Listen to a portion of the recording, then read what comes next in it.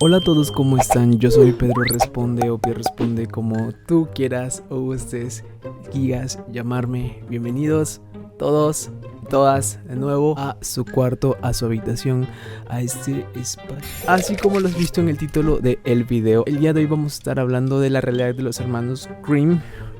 Como ustedes saben, creo que ya es bien sabido que estos hermanos que vivieron en el siglo XIX son los verdaderos creadores de muchos de los cuentos de Disney, así como La Sirenita, Cenicienta, Pinocho y muchas otras readaptaciones. Pero sin duda, y yo tampoco lo sabía, estas narraciones antiguas y narraciones hechas por ellos mismos contienen oscuros secretos de los cuales ellos se inspiraron para hacer estas narraciones o estos cuentos, valga la redundancia, y que era lo que ellos querían decir o expresar con sus cuentos, que era lo que ellos buscaban, como enseñar o dar una moraleja. Recordemos que la mayoría de los cuentos siempre nos van a enseñar una moraleja, pero realmente cuál era lo que ellos querían dar a entender con sus macabras y un poco exageradas obras. Jacob y Wilhelm Grimm, mejor conocido como los hermanos Grimm, nacieron en Hanau, Hesse, Alemania, entre los años 1875 y 1876 respectivamente. Ellos nacieron bajo la ocupación francesa en la Alemania del siglo XIX y se crearon en el seno de una familia burguesa intelectual. Ellos fueron eruditos, filósofos, antropólogos, investigadores culturales, eran redactores, pero sobre todo investigaban la cultura de la antigua Europa, todo el folclore, las tradiciones, la antigua vida que llevaban. Ellos estudiaban justamente el contexto humano de donde ellos vivían. Por eso se dice que muchos de sus cuentos eran basados pues en lo que escuchaban acerca de los campesinos, de las personas de la ciudad, y básicamente ellos se basaban en eso para basar sus historias.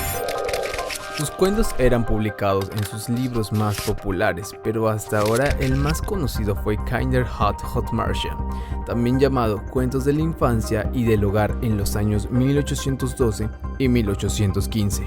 Pero sin embargo no fueron los autores totales de estas historias, sino que se limitaron a recopilar cuentos de la tradición oral alemana y destinados más a un público adulto que a un público infantil, esto por su sadismo y peligro. Los conflictos que sus personajes de sus cuentos les tocaba pasar iban desde desmembramientos, violencia, tortura, perversiones, y muchas de sus obras intentaban contar moralejas en una perspectiva oscura. Un ejemplo de ello es la versión tradicional de Rapunzel. La joven era entregada por sus padres a una bruja a cambio de alimento.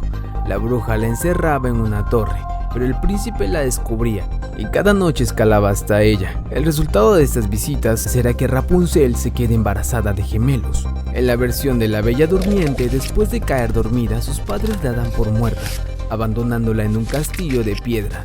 En la versión de Disney la encuentra un apuesto príncipe, pero en la otra versión no existe tal príncipe, sino un rey viejo que, bastante perverso, al ver el cuerpo de la mujer, quizás muerta, aprovechó para abusar de ella. Ella despierta gracias a las mordidas de uno de sus hijos, dándose cuenta de su nefasta realidad. También los castigos a los que eran sometidos los villanos tuvieron que ser modificados, puesto que la puritana sociedad de la época los consideraba poco apropiados. Algo de razón tenían, ya que la madrastra, que en realidad era la madre de Blancanieves, era obligada a bailar hasta la muerte con unas zapatillas de hierro calentadas al rojo vivo. Mientras que las hermanastras de Cenicienta se cortaban un dedo y parte del talón para caber en los pequeños zapatos de cristal, un pájaro mágico y la sangre delataron a las impostoras, que fueron duramente castigadas ya que sus ojos fueron arrancados por unos cuervos.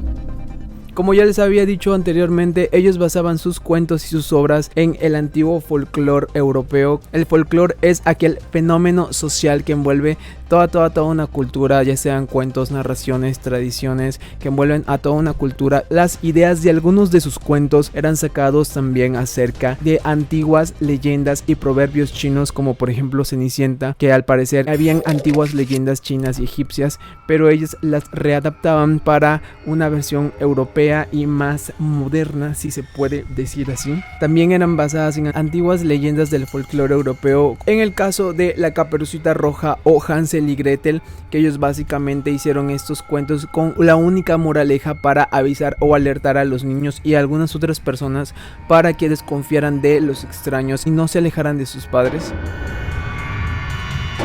También, como ya lo mencioné antes, muchos de sus cuentos eran basados en escuchar a los campesinos, en escuchar a la gente de la antigua Europa, puesto que ellos tenían muchas leyendas, costumbres y tradiciones, y pues básicamente ellos escuchaban a los campesinos, a las personas que les contaban sus historias, y de eso hacían como una readaptación para escribir las nuevas historias que ellos solían contar. Pero el punto que más me impactó era que muchos de sus cuentos ya estaban escritos, ya eran cuentos de la antigua Europa, pero estos habían sido escritos años antes por un escritor de origen francés llamado Charles Perrault, y básicamente ellos cogían esas tramas para hacer sus cuentos y obviamente readaptarlos a su estilo un poco sádico. Existen otras versiones de los hermanos Grimm que nunca se readaptaron a versiones infantiles.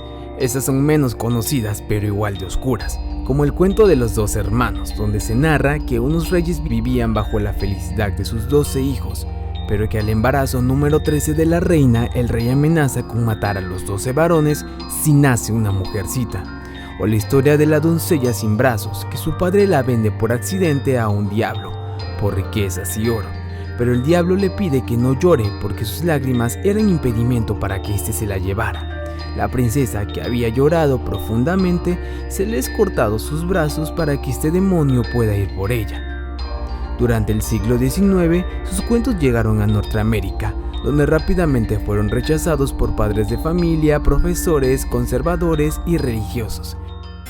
Sin embargo, como último punto, quiero decir también que los hermanos Grimm tuvieron una gran influencia de la antigua Europa medieval, puesto que ustedes no sabrán o no habrán recordado, pero la antigua Europa medieval se basaba tanto por igual tener y contar historias de caballos, de princesas, de reyes, de príncipes, pero también la antigua Europa medieval se basaba pues también en los castigos más duros y más crueles.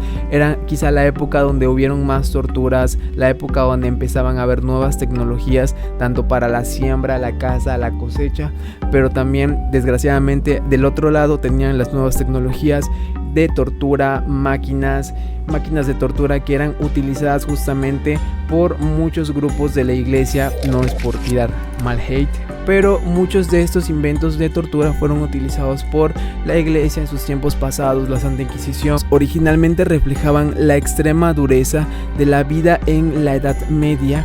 Fue lo que inspiró a los hermanos Grimm en hacer estas historias tan oscuras y tan macabras, con finales tan aterradores tanto para los villanos como para los protagonistas, y sin duda muchas de sus obras fueron censuradas en Norteamérica. También otro dato curioso que pude recopilar fue en que entre los años 1930 y 1940 los escritos y cuentos de los hermanos Grimm sirvieron como propaganda en la Alemania nazi, o al menos en las campañas a las campañas nazis, y así fue como muchos de sus cuentos inspiraron a varias de las historias de Disney y varias de las películas que hoy conocemos en Disney, obviamente, pero originalmente no estaban hechos para niños. Yo todavía tuve como que la duda del por qué o cómo es que tenían esos finales tan perturbadores. Pero bueno, aquí lo más importante es lo que tú opinas. Déjame saber todo lo que tú crees, lo que opinas déjame saber aquí abajito si tú alguna vez pensaste en que los cuentos